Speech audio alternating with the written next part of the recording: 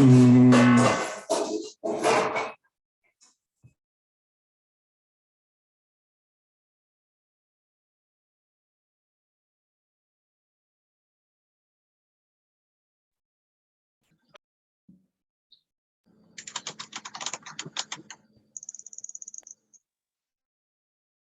Buenos días, profe. Buenos días a todos, buenos días, Susi, ¿cómo estás? Buenos días, Santia, buenos días, Tere, buenos días, Marco, buenos días, Diana, buenos días, Edith, buenos días, Ileana, buenos días, Noemí, ¿cómo estás? Y María, ahí va. Buenos días, Héctor, ¿cómo estás?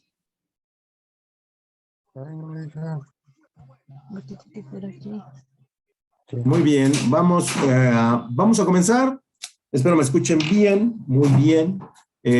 Vamos, buenos días, buenos días. A Eduardo también.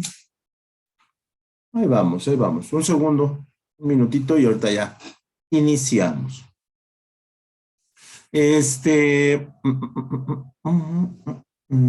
Ok, antes de empezar, el programa señala, bueno, evidentemente es el tema número 3, pero desde mi perspectiva, para entender mejor el tema 3, a mí me gusta, bueno, yo decidí incorporar primero el tema número 4. El tema número 4, ya de una vez comparto la pantalla,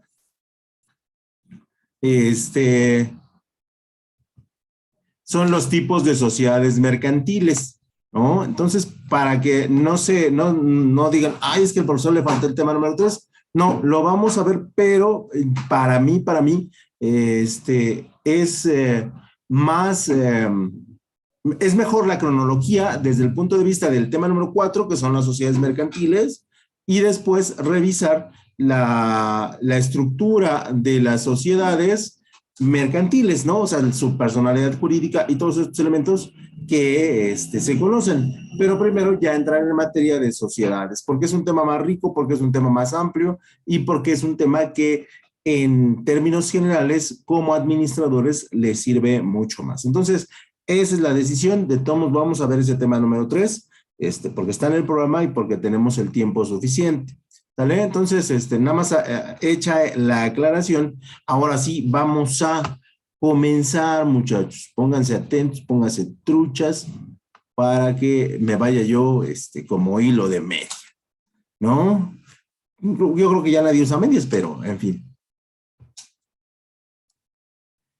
Pues como les decía, vamos a empezar a ver tema número 4 en su parte número 1, que tiene que ver con los tipos de sociedades mercantiles. Y ojo, también hay que hacer una aclaración porque el temario viene un poquito extenso y por ahí no quiere considerar algunas cosas. El temario establece que tenemos que ver dos tipos de sociedades en este punto, pero la realidad es que sería muy complicado.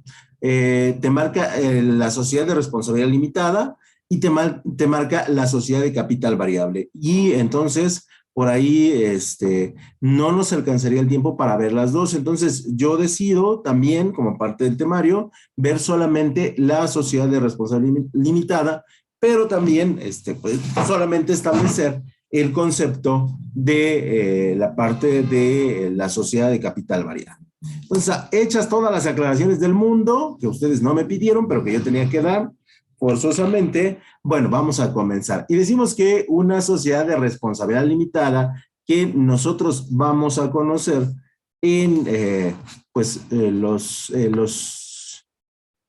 el lenguaje administrativo se conoce como la SRL, ¿sale? Y la SRL es un tipo de sociedad mercantil, y aquí ya estamos hablando de empresas, en las cuales la responsabilidad está limitada, muchachos. Y está limitada en relación a ¿qué? A el capital aportado, esto es a la cantidad de dinero que aportaron los socios, y no más. Por lo tanto, yo como socio voy a responder solamente por el monto de mi capital aportado. Esto es, si yo aporté 10,000 pesos a la sociedad ya sea en dinero o en especie, solamente me voy a ser responsable de esos 10,000 pesos en el caso de que la empresa se haya metido en problemas financieros o se haya utilizado el nombre de la empresa para hacer negocios turbios o el administrador junto con su equipo de trabajo hayan generado una deuda impagable. Entonces ahí, y si yo no estuve muy involucrado, entonces no voy a inmiscuir más del dinero que ya presente. Por lo tanto, ese es uno de los grandes beneficios de este tipo de sociedad mercantil. Y por el otro lado, la sociedad de capital variable es una corporación en la que el capital y las acciones de los accionistas varían en cualquier momento, según ocurran aumentos por nuevas aportaciones o admisiones, pero también puede haber disminuciones por retiros parciales o totales de las acciones. Y aquí seguramente siempre han escuchado, las acciones subieron, las acciones bajaron, las acciones se cotizan en tal cantidad de dinero, ¿no? Y esta expresión que es muy común de las películas es fundamentalmente en aquellas empresas que tienen la denominación de capital variable. Debemos decir que hay pocas empresas en México en relación al número total que tenemos de empresas de capital variable, porque no todas tienen la capacidad de cotizar en la bolsa con los respectivos requisitos legales, mercantiles y estructurales que se requieren para poder hacer la cotización en la bolsa. Entonces, en ese sentido, pocas empresas en México lo practican. Sí hay, sí existen, pero son las más grandes y estamos hablando de Grupo Televisa, de Banco Azteca, perdón, de TV Azteca y todas sus filiales. Estamos hablando de Grupo Bimbo, Grupo Marinela, estamos hablando de todo el consorcio de Coca-Cola, de todo el consorcio de Pepsi, que ellos son algunos ejemplos de empresas que cotizan en la bolsa. Hay empresas tecnológicas que algunas no conocemos, sobre todo de la parte del norte del país, pero bueno, son empresas que sí incrementan o disminuyen su capital a partir del número de socios que éstas tienen. Entonces, en ese sentido, tenemos dos diferencias, ¿no? Una, donde tenemos un capital variable, ¿no? Y el otra, donde vamos a tener un capital fijo, donde yo como accionista solamente voy a responder por el monto de mi aportación y nada más. En el caso contrario de la sociedad de responsabilidad limitada, estaríamos hablando de empresas que son pequeñitas, y ojo, y esta parte es bien importante, que son empresas familiares, donde ya sabemos o ya conocemos a la familia y sabemos que luego son medio mañosos, ¿no? Y esto se da en todas las familias, muchachos, que todos tengamos, o que tengamos ahí diferencias con nuestra familia, con nuestros seres cercanos y sobre todo en cuestión de dinero, ¿no? Entonces, por ahí siempre se busca o en el asesoramiento decirle a las familias, si quieren crear una empresa, está bien, pero que sea solamente por el monto de su acción.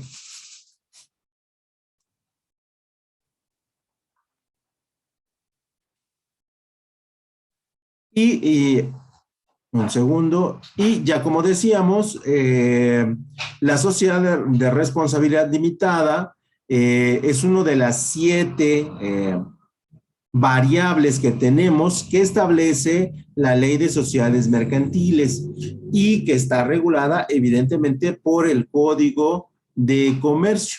Entonces, en ese sentido, nosotros establecemos que está dentro de los parámetros establecidos por la ley y está regida por el Código de Comercio vigente para 2022. ¿No? Y entonces, en ese sentido, tendremos, si queremos formar un tipo de sociedades de estas, tendremos que recurrir primero que nada a la ley de sociedades mercantiles y luego revisar los actos de comercio sujetas a la ley misma, ¿no? para que nosotros podamos hacer negocios.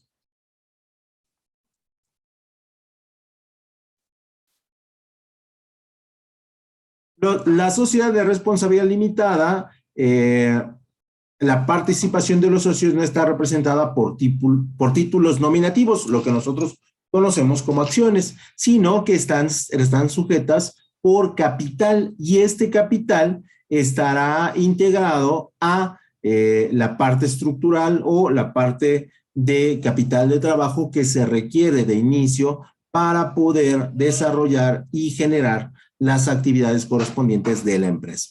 Entonces, en ese sentido, también es una de las grandes diferencias con la sociedad de responsabilidad limitada, que aquí no hablamos de acciones, aquí hablamos de total de capital.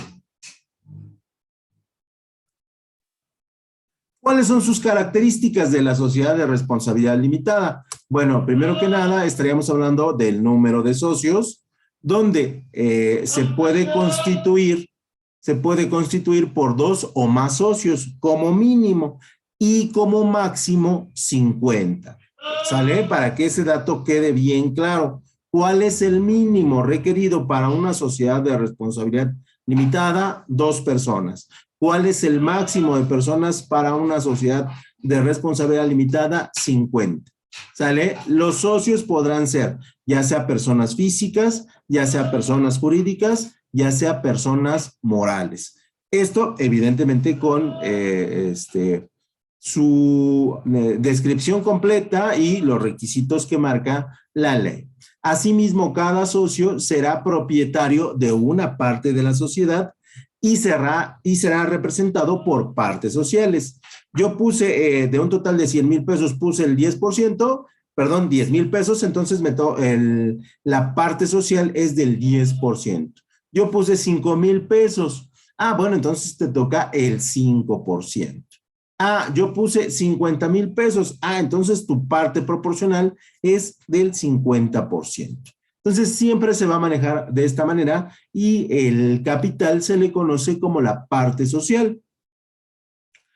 Una parte social es la fracción de la sociedad que acredita, que esto es lo que les decía, a su titular a la propiedad por una porción de esta. ¿Sale? Una vez yo puse 1,000 pesos, tengo el 1% del total de la empresa. Evidentemente, eso va a involucrar para el tamaño de decisiones y para la representación a la hora del consejo de administración. Entonces decimos 2 o 2 mínimo, 50 máximo, ¿sale? Otra de las características es la razón o denominación social, y dentro de el nombre o denominación social tenemos que el nombre de la razón social deberá incluir, ojo, y esto es obligatorio, deberá incluir el nombre o apellido de uno o más socios, ¿vale? Sánchez, Zamora, Payares, a ver, déjenme ver otro apellido por acá, López, ¿no? Hernández, Castro, a fuerzas, por lo menos uno, ¿sale? Que también normalmente es el que más capital le aporta, ¿sale? Y se le va a añadir la palabra y compañía, Castro compañía, y consecuentemente después se le va a agregar la abreviatura, de sociedad de responsabilidad limitada. Entonces debería de quedar la empresa X, Sánchez Castro, SRL. Eso sería lo obligatorio para denominarla y para que se nos autorice en la Secretaría de Comercio, en la Secretaría de Hacienda y ante notario público. De hacerse diferente, se tomará como otro tipo de sociedad. ¿Vale? Y a partir de esto, si nosotros no establecemos en nuestra acta constitutiva el prefijo SRL, entonces, y aquí viene la parte que pues es un mero tecnicismo, pero sí tendríamos, que todos los abogados saben, y todas las encargados de desarrollar empresas o de establecer los requisitos de una empresa lo saben, pero no está más de más establecerlo. Si no ponemos estas siglas, lo que va a pasar es que entonces nosotros vamos a responder como socios de manera subsidiaria, ¿no? Esto es, el que tiene 5 y necesita poner 20, se los vamos a poner de manera ilimitada, ¿no? A lo mejor yo puse 50 pesos, pero tengo que poner 100 y los voy a tener que poner, y de manera solidaria en relación a las obligaciones sociales, esto es, a las obligaciones de todos los socios. Y entonces ahí, bueno, pues la estructura de nuestra sociedad cambia. La denominación social elegida deberá ser distinta de cualquier otra sociedad y necesitará de autorización de la Secretaría de Economía. Evidentemente no debe de pasar, ¿no? Que tú quieras una sociedad de responsabilidad limitada y termines con una sociedad anónima, ¿no? Esto realmente no creo que nunca haya pasado porque los requisitos están muy claros y aparte son muy simples, ¿no? Pero sí es necesario mencionarlo porque no falta quien diga, no le pusimos jefe, ¿no? Más en estos tiempos. Dentro del capital social de la sociedad de responsabilidad limitada, en el momento de constituirla, en México deberán establecerse por lo menos el 50% del total del capital. ¿Vale? Nosotros vamos a tener un capital de 100,000 pesos, pero al momento de su constitución, tenemos por obligación que poner el 50%, esto es 50,000 pesos. Y posteriormente, en el caso de que ya esté en operaciones la empresa, concluir con los otros 50,000 pesos para que se dé por un hecho. Lo que normalmente se hace en esta sociedad es que nuestro capital social será de 3,000 pesos, que es uno de los requisitos básicos, ¿no? Y aquí está, ¿no? Me adelanté un poquito, donde el capital mínimo que tiene una responsabilidad limitada será de 3,000 pesos. Esto es lo mínimo que podemos poner en el primer año, ojo, en el primer año, y atendiendo a al 50%, nosotros estaríamos dotando de 1,500 pesos para empezar la sociedad. Ya en el segundo año podemos incrementar el capital a la cantidad que nosotros deseemos, pero este detalle es solamente para darle apertura a las operaciones de la empresa. ¿Se puede hacer? Sí, por supuesto, es lo ideal. Puede ser en el caso de que nuestra empresa apenas esté iniciando, tenga mucha competencia o nuestros productos no sean muy conocidos, es posible hacerlo y utilizando el concepto del momento de la formación, el 50%, y al término del sexto mes, séptimo mes, concluir la formación del capital.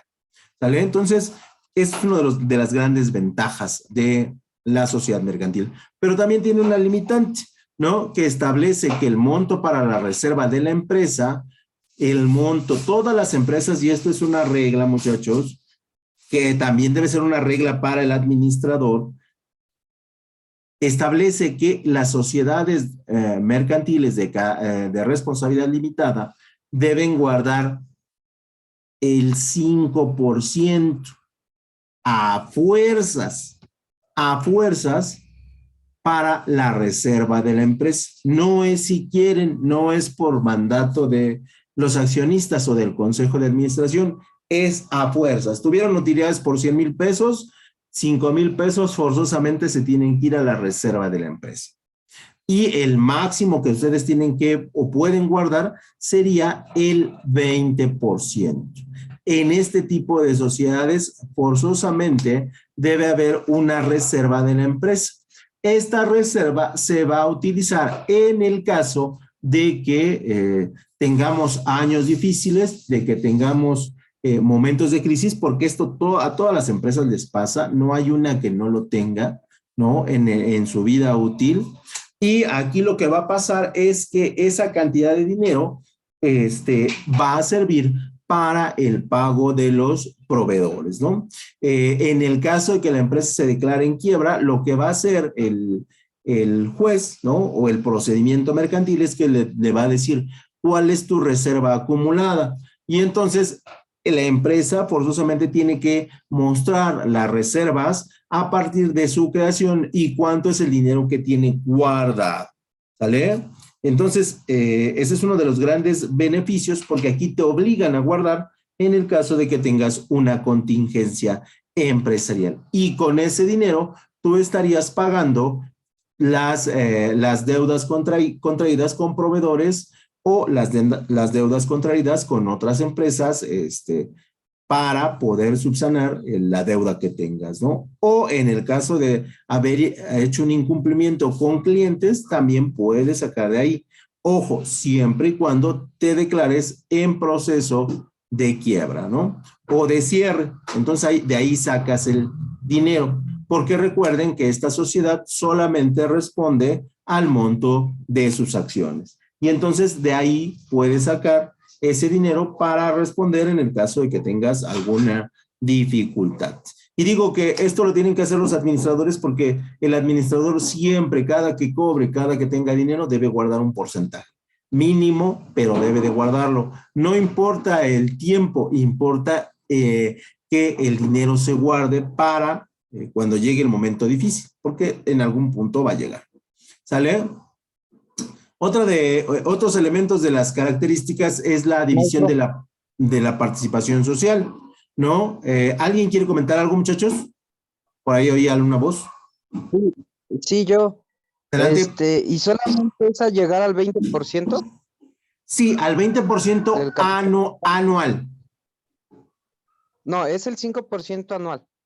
Ese es el mínimo. Es el mínimo. Ah, ok. El mínimo es el 5, solamente no puede ser más. Exactamente, y el máximo es el 20, pero esto es anual, okay. ¿Sale? Ok. Sí. O sea, tenemos 2022 cerró con utilidades de 100,000 pesos, ¿no? Entonces, el obligatorio son 5,000 pesos, que es el 5%, y el máximo serían 20,000 pesos. Ese es el máximo. Y lo tienes que declarar en tu estado de resultados, que eso se va a las reservas de la empresa, ¿sale? Pero es por año. Y se supone que esa reserva no la puedes tocar, la tienes que mantener ahí siempre como parte de, evidentemente, tu reserva, ¿no? No se puede tocar. Entonces, imagínate ya después del 15º año, pues ya tienes una reserva considerable. ¿Listo? ¿Sí? Perfecto. Ok, gracias.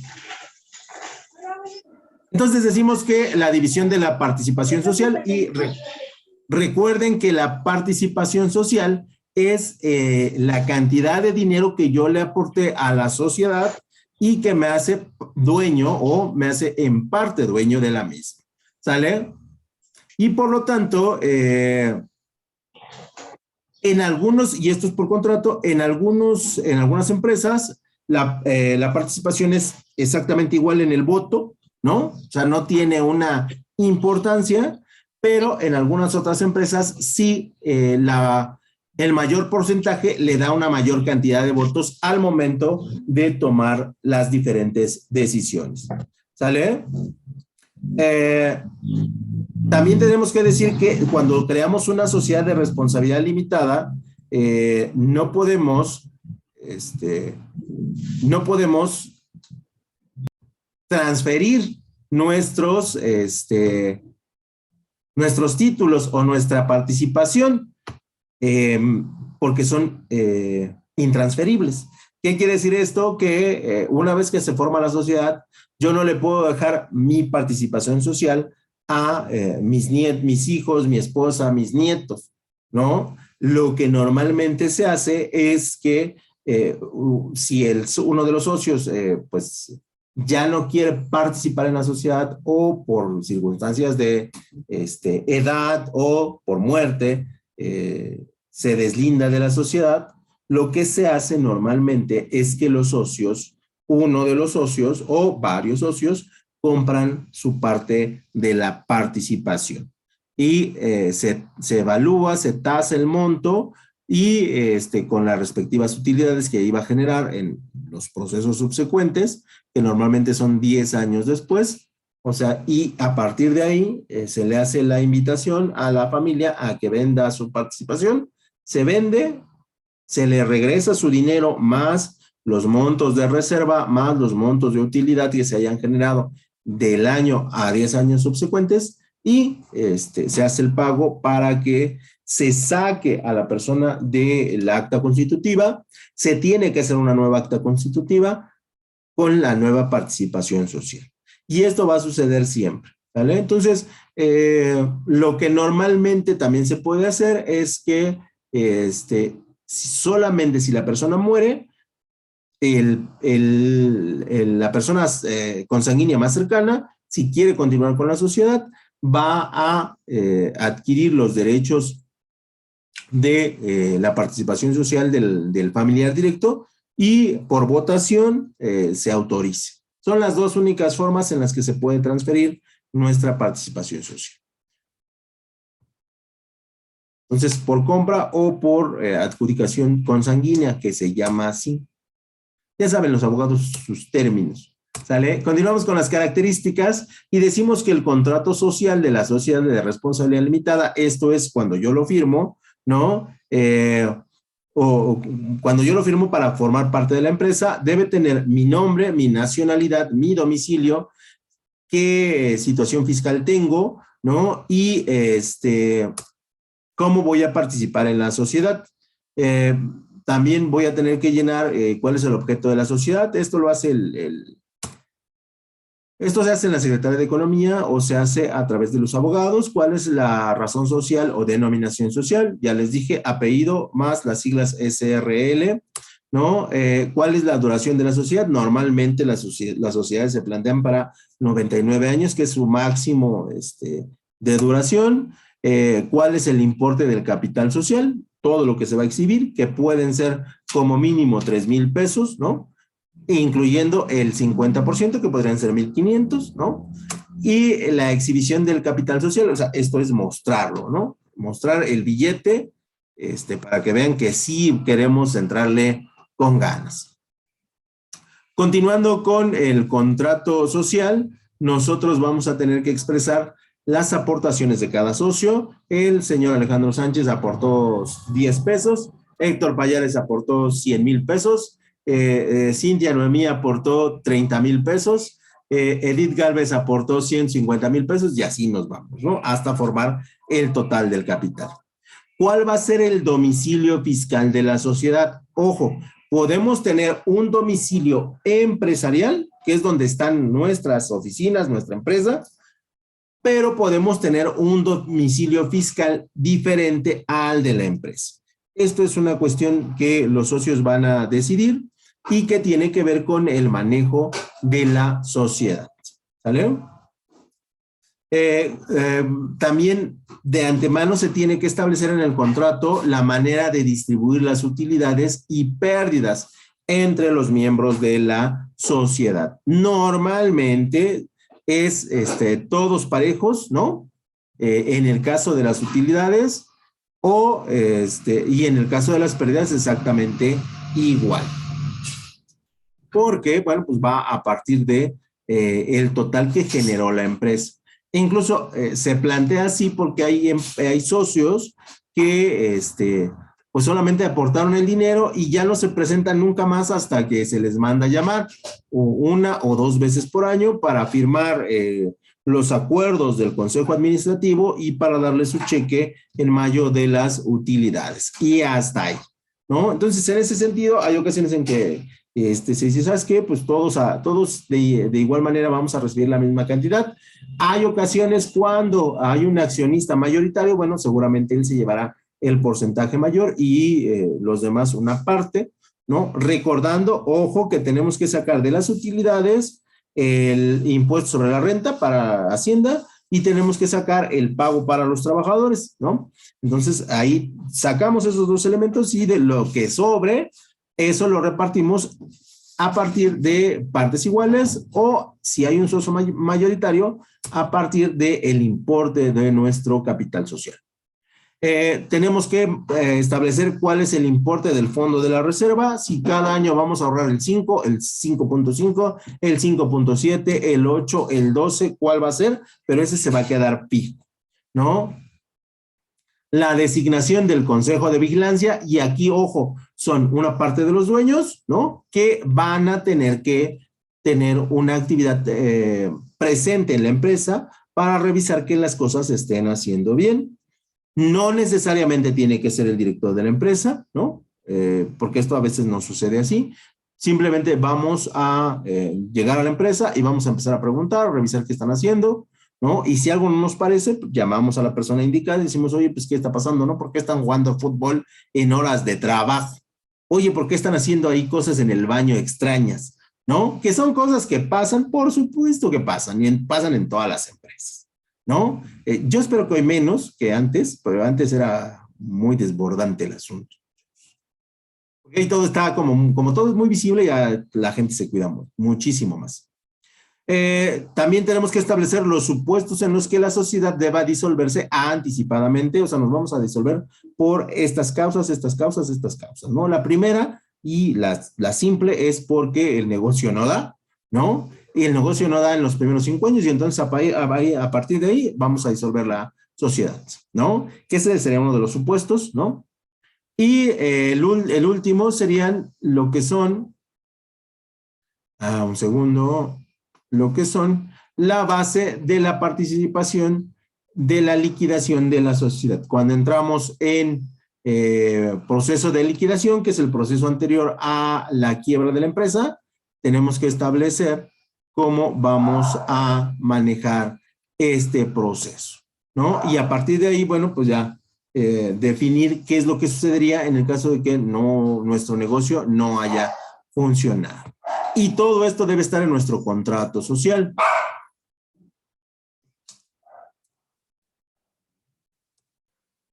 Y ya casi para terminar, el capital social de la sociedad se integrará evidentemente por las aportaciones de los distintos socios con su límite establecido previamente y en caso de quiebra las aportaciones totales responderán a las obligaciones sociales. ¿Qué quiere decir esto? Que yo aporté 10,000 pesos, solamente 10,000 pesos puedo establecer para la liquidación de la sociedad, porque para eso hay un fondo de contingencia y hay un fondo social que se va a tomar para el caso de la quiebra, ¿sale? Y entonces ahí nosotros nos mantenemos tranquilos porque evidentemente no nos va a pasar nada.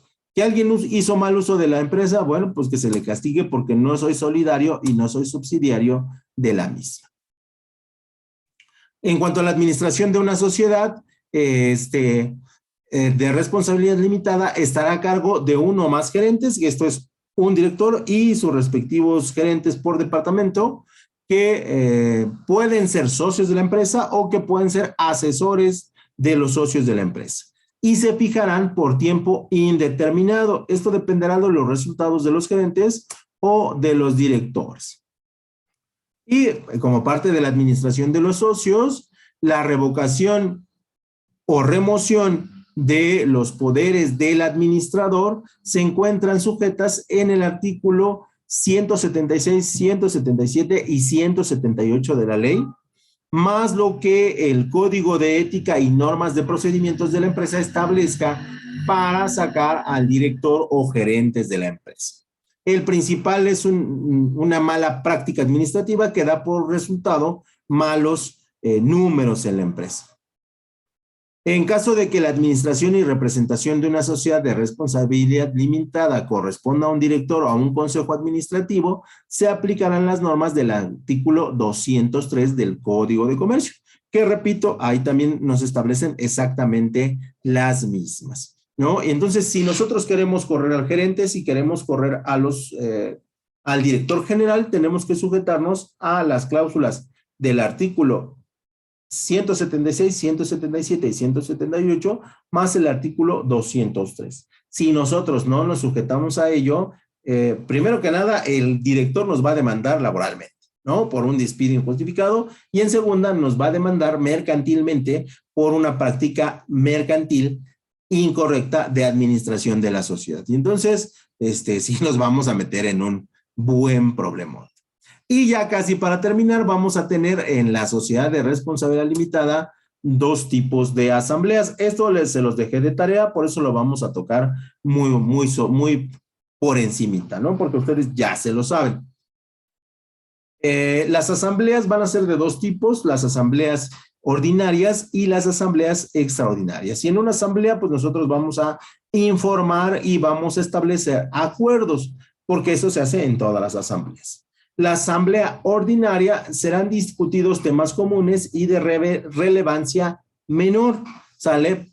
Como lo son los cambios de administradores de las sociedades basadas en los artículos del Código de Comercio, ¿no? Y vamos a establecer los análisis del reporte financiero anual, el reporte de gastos y sobre todo los balances generales. Normalmente estas asambleas ordinarias deberían ser en las primeras semanas de enero, ¿no? Y también en la última semana de mayo para informar qué pasó con las utilidades, ¿vale?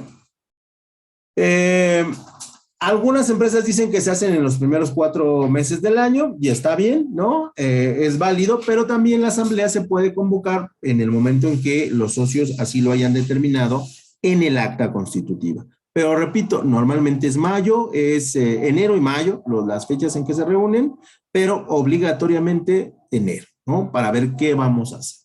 Y luego vienen las asambleas extraordinarias, que estas son las buenas, ¿no? Aquí es donde la gente se deschonga, ¿no? Porque aquí sí se van a discutir temas realmente, pues, problemáticos, ¿no? Como la terminación anticipada de la sociedad, el aumento o reducción del capital social, en el caso que ya estemos metidos en algunas broncas fuertes, sobre todo de préstamos y de financiamiento.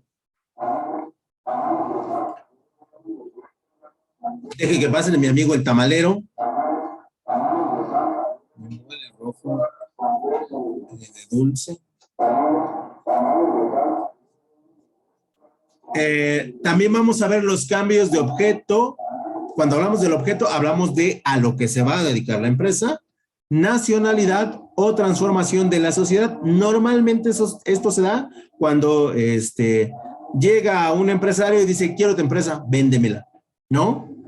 Y ya ahí tienes que hacer el cambio correspondiente. O sabes qué, quiero formar parte de tu sociedad, pero quiero que también se dediquen a esto. Y ahí cambias el objeto, la nacionalidad y transformación de la sociedad. Aquí, cuando llega una empresa que dice, vamos a trabajar juntos, vamos a fusionar la empresa, ¿no? Y entonces aquí también es un trabajar impresionante, ¿no? Lo que son las fusiones y las adquisiciones son trabajos para los abogados muy, muy buenos. También vamos a ver la emisión de acciones privilegiadas a pago de sus propietarios en acciones. Aquí se le conoce como el bono fundador, el creador de la idea, el proyecto, la marca o el prototipo, siempre se va a llevar un bono por haber creado la empresa, ¿no? Si Antia creó la empresa y aparte creó el proyecto y todo el concepto, lo lógico es que ella se lleve una cantidad mayor de dinero.